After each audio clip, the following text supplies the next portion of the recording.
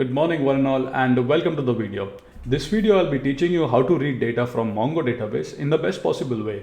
Well, when I read code over the internet and also do code reviews, I often see people writing .find for x in records appended to an array. Well, that's not efficient because if you have a million items in that collection, and if you do that, you are essentially reading all that in an in-memory data structure, and the things are gonna break pretty soon in production or in your script because the size of the data structure will exceed a lot.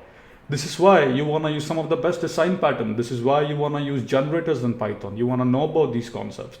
So for all the new Python developers, this video is about how I'll be showing you how to essentially read data from Mongo database in batches, but using the best possible design pattern and using generators and some best concepts. I hope you'll enjoy the video. Let's keep watching the video, right?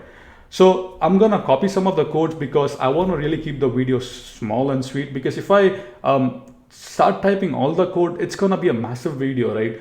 People want to understand the concept in 10-20 minutes, and okay, this is what he's saying, I got that, which is why I'm gonna try do some coding, and I'm also gonna try to paste some code. Okay, with that being said, let's get started with the video. I'm so excited. So the first thing that we need to do is we need to define the imports. I have defined the imports here. A good practice would be wrapping the imports around a try catch. So now I'm gonna say, hey, if this imports doesn't exist, I wanna raise an exception, and I want the code to stop right there. So I'm gonna say raise exception. I'm gonna raise my custom exception here, and I would use the word dot format.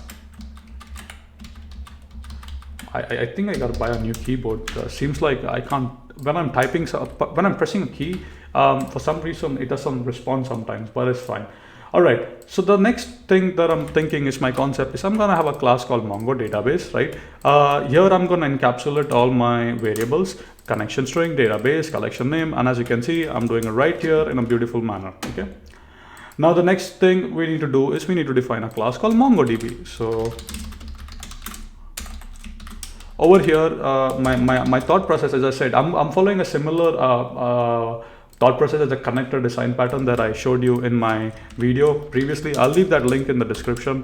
So I'm developing, my thought process is about a connector, right? So what I'm gonna do, I'm gonna first of all in the constructor, this will take a MongoDB settings instance, right? This one. Now, if you say, guys, if you think about it, there's an edge case, right? Because I can literally pass any settings and this would break the code. So we want to have a validation, right? So, which is why I said, hey, check the type of this, and if it is not equal to MongoDB setting, raise an exception right there. If not, then, we create a client object, we create a cursor object, right? All right, now the next part, how to get data, right? So define get data. We'll define a method called get data. This will take a query, and this will take a batch size. And I'll explain you in a second what the batch size does, okay? So remember, we don't want to say .find and read all the data. Like if there are a million items in the Mongo database, man, your code is going to break, right? Which is why we want to read code in pagination, we want to use generators in Python. So the first thing that I want to do is I'm going to say, hey, how many documents are there in the Mongo database for a given query? So let's say the user passes a query and there are 2000 documents, okay?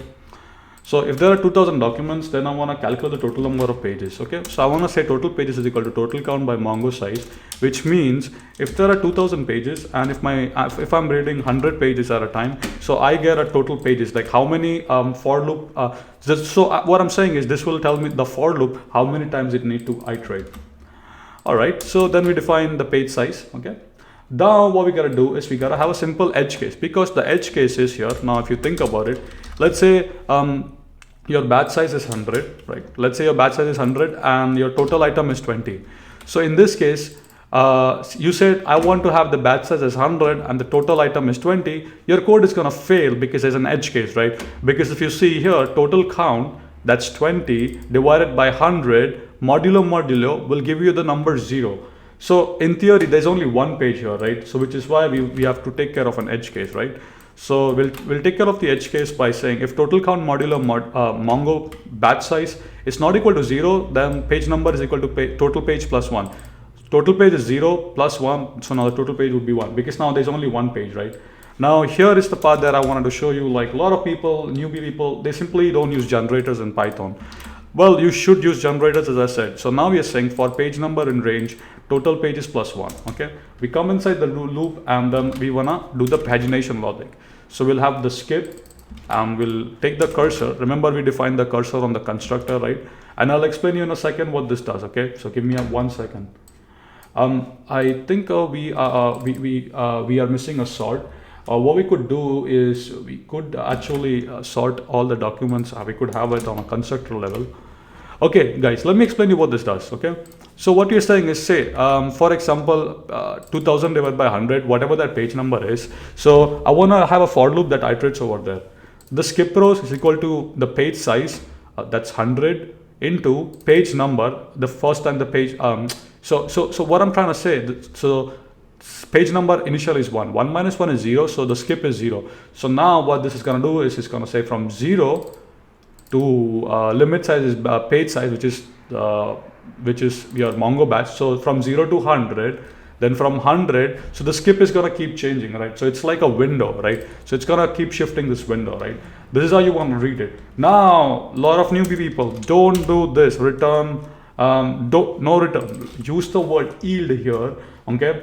And this is where the concept of generators, right? Because when you use the word yield, and if I can quickly pull up Google Chrome, and of course you can read more about generators here, but let me see if I can quickly pull up something to show you. Google.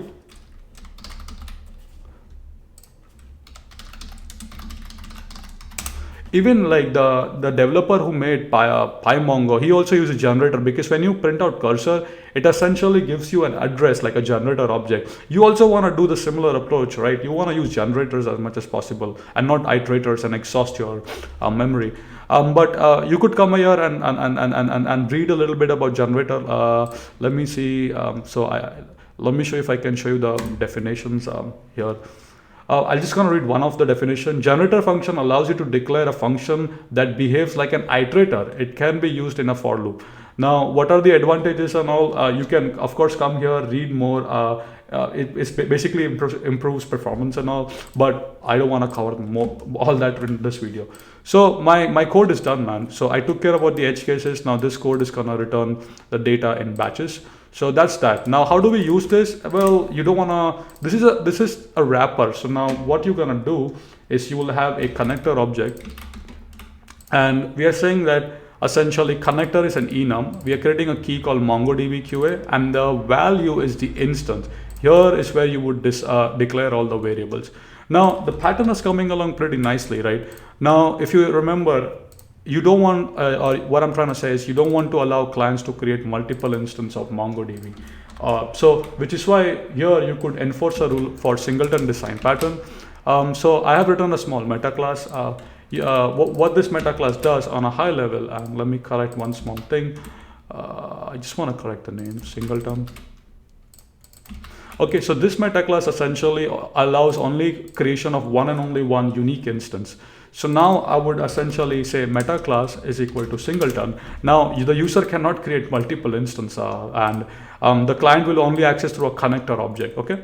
Now essentially how you would read data from MongoDB, I'm just going to show you a pseudocode. So now you can say define main, right? Oops, define main. So the goal is to remember, we want to only give a user the access via connector objects.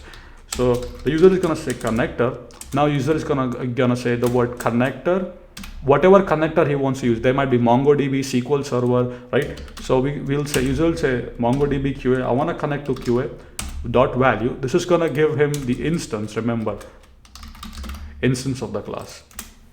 Once the user has the instance, he can provide the query, right? And then remember, this means you have access to all the methods and attributes here. So now the user can say, you have to use a while loop because we're using generators, right? So before that, let me show you. So the user is gonna say connector dot, right? It's gonna say get data query.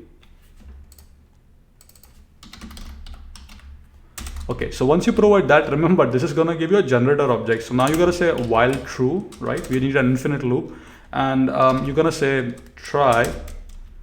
Then we'll say data is equal to, you will use the word next. Okay, and let's not do data. Okay, so we'll use the word Mongo data. We'll call them next operator. We'll say except. We'll say stop iteration. If there's a stop iteration, we know that we have reached the end of the page. So in which case we'll break. Except exception as e.